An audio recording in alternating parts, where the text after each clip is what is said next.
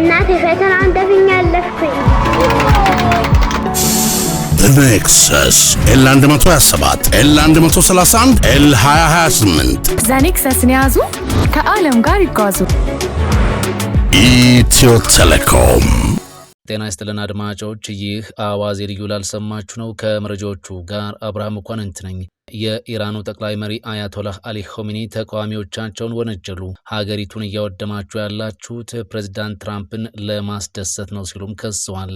ሩሲያና ቻይና ሳይቀድሙን እንቅደማቸው ሲሉ ፕሬዝዳንት ትራምፕ ተናገሩ። ትራምፕ ግሪንላንድን የመጠቅለል እቅዳቸውን ይፋ አድርጓል።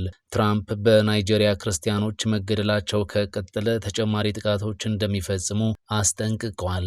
በአመት 60 ሚሊዮን መንገደኞችን ያስተናግዳል የተባለው የቢሾፍቱ ዓለም አቀፍ አውሮፕላን ማረፊያ ግንባታ ዛሬ ተጀምሯል። ሁሉንም ጉዳዮች በዝርዝር እናስደምጣችኋለን። አብራችሁን ቆዩ። የኢራኑ ጠቅላይ መሪ አያቶላህ አሊ ኻሜኒ ተቃዋሚዎቻቸውን ከሰዋል። ሀገሪቱን እያወደማችሁ ያላችሁት ትራምፕን ለማስደሰት ነው ብለዋል። በኢራን የተቀሰቀሰውንና በመላ ሀገሪቱ የተስፋፋውን ከፍተኛ የመንግስት ተቃውሞ ተከትሎ የሀገሪቱ የበላይ መሪ አያቶላህ አሊ ኻሜኒ ተቃዋሚዎቻቸውን በጽኑ ወቅሰዋል። ኻሜኒ ትላንት በመንግስት ቴሌቪዥን ባስተላለፉት መልእክት ተቃዋሚዎች የራሳቸውን ሀገር እያወደሙ ያሉት የአሜሪካውን ፕሬዝዳንት ዶናልድ ትራምፕን ልብ ለመግዛትና ፍላጎት ለማርካት ነው ሲሉ ከሰዋል። በትራምፕ ተላላኪነት ሀገር እየፈረሰች ነው ብለዋል። አያቶላህ አሊ ኻሜኒ ተቃዋሚዎችን አጥፊዎች ሲሉ የጠሩ ሲሆን በቴህራንና በሌሎች ከተሞች የሚታየው ውድመት በትራምፕ ስም የሚፈጸም የሴራ አካል ነው ብለዋል። ተቃዋሚዎች ትራምፕን ለማስደሰት ሲሯሯጡ የኢራን ከተሞች እየፈረሱ ነው ያሉት ጠቅላይ መሪው በኢራናውያን ደም ውስጥም የአሜሪካ እጅ እንዳለበትም አጽንኦት ሰጥተዋል። ባለፈው ታህሳስ 28 የተጀመረው ይህ ህዝባዊ ተቃውሞ እየተፋፋመ በመምጣቱ እስካሁን ባለው መረጃ መሰረት ከ200 በላይ ሰዎች መሞታቸውን የሕክምና ምንጮች አረጋግጠዋል። የቴህራን መንግስት ሁኔታውን ለመቆጣጠር በሚል በመላ ሀገሪቱ የኢንተርኔት አገልግሎት እንዲቋረጥ ያደረገ ቢሆንም ተቃውሞው ግን አሁንም እንደቀጠለ ነው። ተቃዋሚዎች ከአመጽ ባለፈ የስርዓት ለውጥ እንዲመጣ በከፍተኛ ድምጽ እየጠየቁ ይገኛሉ። ጠቅላይ መሪው አያቶላህ አሊ ኻሜኒ ከስልጣን እንዲወርዱና በስደት የሚገኙት የቀድሞ የሻህ ልጅ ሬዛ ፓህላቪ ወደ ሀገር ቤት ተመልሰው ቦታውን እንዲረከቡ የሚጠይቁ የተቃውሞ ምስሎች በስፋት እየተሰራጩ መሆኑ የቴህራንን መንግስት ክፉኛ አስጨንቋል። ፕሬዝዳንት ዶናልድ ትራምፕ በበኩላቸው ሰላማዊ ተቃዋሚዎች ላይ የሚፈጸመውን ግድያ አስመልክቶ ለኢራን መንግስት ጠበቅ ያለ ማስጠንቀቂያ ሰጥቷል። ኢራን ሰላማዊ ተቃዋሚዎችን በኃይል የምትገድል ከሆነ አሜሪካ ገብታ እንደምትከላከል መግለጻቸው ይታወሳል። ሩሲያና ቻይና ሳይቀድሙን እንቅደማቸው ሲሉ ፕሬዝዳንት ትራምፕ ተናገሩ። ፕሬዝዳንት ትራምፕ ግሪንላንድን የመጠቅለል እቅዳቸውን በይፋ ተናግረዋል። የአሜሪካው ፕሬዝዳንት ዶናልድ ትራምፕ ስትራቴጂካዊ ጠቀሜታ ያላትን ግሪንላንድን ለአሜሪካ ብሔራዊ ደህንነት ሲባል መግዛት አሊያም የግል ማድረግ የግድ መሆኑን በድጋሚ አረጋግጠዋል። ትራምፕ ትላንት አርብ በሰጡት መግለጫ ሩሲያና ቻይና ቀድመው ግዛቲቱን በእጃቸው ከማስገባታቸው በፊት አሜሪካ ቀድማ እርምጃ መውሰድ አለባት ብለዋል። የሊዝ ውል አይሰራም፣ የባለቤትነት መብት እንፈልጋለንም ብለዋል። ፕሬዝዳንት ትራምፕ ግሪንላንድን በሊዝ አሊያም በጊዜያዊ ስምምነት የመያዝ ፍላጎት እንደሌላቸው በግልጽ አቋማቸውን አሳውቋል። የ9 ዓመት ወይም የ100 ዓመት የሊዝ ስምምነት ዋጋ የለውም፣ አገራት የባለቤትነት መብት ሊኖራቸው ይገባል ያሉት ትራምፕ አሜሪካ ግዛቲቱን በቀጥታ የግሏ የምታደርግበትን መንገድ አጽንኦት ሰጥተው ተናግረዋል። ፕሬዝዳንቱ አክለውም የቻይናንና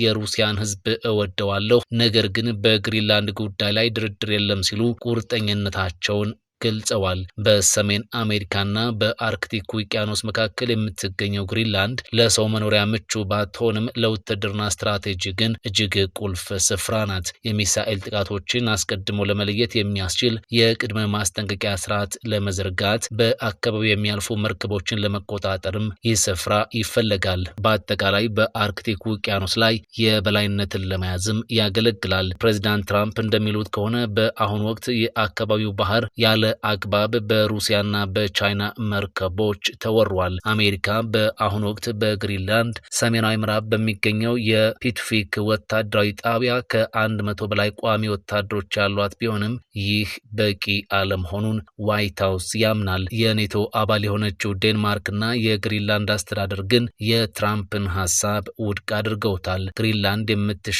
ንብረት አይደለችም፣ ራሳችንን በራሳችን የማስተዳደር መብታችን የማይገሰስ ነው ሲሉ ምላሻቸውን ሰጥተዋል። ሆኖም ዋሽንግተን ግዛቲቱን በባለቤትነት ለመያዝ ያላትን ፍላጎት ከመግለጽ ባለፈ አስፈላጊ ከሆነም በኃይል የመጠቅለል አማራጭንም እንደምትጠቀም ፍንጭ የሰጠች መሆኑ ጉዳዩን ዓለም አቀፍ መነጋገሪያ አድርጎታል።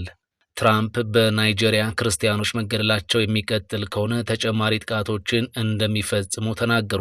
የአሜሪካው ፕሬዝዳንት ዶናልድ ትራምፕ በምዕራብ አፍሪካዊቷ አገር ናይጄሪያ ክርስቲያኖች መገደላቸው ከቀጠለ ተጨማሪ አየር ድብደባ ሊያደርሱ እንደሚችሉ አስጠንቅቋል። ትራምፕ ከኒውዮርክ ታይምስ ጋር ባደረጉት ሰፊ ቃለ ምልልስ ላይ በናይጄሪያ ሰሜናዊ ሶኮቶ ግዛት የገና በዓል ዕለት እስላማዊ ታጣቂዎችን ኢላማ ያደረጉ ጥቃቶች የሰፊ ወታደራዊ ዘመቻ አካል ናቸው የሚል ጥያቄ ቀርቦላቸዋል። አንድ ጊዜ ድብደባ ማድረግ እፈልጋለሁ፣ ነገር ግን ክርስቲያኖች መገደላቸውን ከቀጠሉ ብዙ ጊዜ ድብደባ የሚፈጸም ይሆናል ብለዋል። ቀደም ሲል የናይጄሪያ መንግስት ትራምፕ ክርስቲያኖችን ከጂሃዲስት ጥቃቶች መጠበቅ አልቻለም በማለት የሰነዘሩትን ክስ ውድቅ አድርጓል። አክሎም ሙስሊሞች ክርስቲያኖቹም ሆኑ እምነት የሌላቸው በጥቃቱ ኢላማ ናቸው ብለዋል። ባለፈው ዓመት በአንዳንድ የቀኝ ክንፍ አሜሪካውያን ዘንድ በናይጄሪያ ክርስቲያኖች ላይ የዘር ማጥፋት ወንጀል መፈጸሙን የሚገልጹ ክሶች መሰማት ጀምረዋል። ነገር ግን በናይጄሪያ የፖለቲካ ግጭትን የሚከታተሉ ድርጅቶች እንደሚሉት አብዛኞቹ የጂሃዲስት ቡድኖች ሰለባዎች ሙስሊሞች ናቸው። ትራምፕ ሐሙስ ዕለት በወጣው ቃለ ምልልሳቸው ላይ ስለዚህ ጉዳይ ሲጠየቁ ሙስሊሞችም በናይጄሪያ እየተገደሉ ነው ብዬ አስባለሁ፣ ነገር ግን በአብዛኛው ክርስቲያኖች ናቸው ሲሉ መልሷል። የናይጄሪያ የውጭ ጉዳይ ሚኒስትር ቃል አቀባይ ተጨማሪ የአየር ድብደባዎች ሊኖሩ ይችላሉ ስለተባለው በቀጥታ ምላሽ ከመስጠትም ተቆጥበዋል። ቢቢሲ ላቀረበላቸው ጥያቄ ሲመልሱ ግን በጋራ መከባበር፣ ዓለም አቀፍ ሕግና በናይጄሪያ ሉዓላዊነት ላይ በመመስረት ገንቢ በሆነ መልኩ ዩናይትድ ስቴትስን ጨምሮ ከአጋሮቻችን ጋር መስራታችንን እንቀጥላለን ብለዋል። ናይጄሪያ ሁሉንም ዜጎቿን ክርስቲያኖችንም ሆነ ሙስሊሞችን ያለ አድሎ ለመጠበቅ ቁርጠኛ ሆና ትቀጥላለች ሲሉም ተናግረዋል። ከ230 ሚሊዮን በላይ የሚሆነው የናይጄሪያ ሕዝብ በደቡብ በሚገኙ ክርስቲያኖችና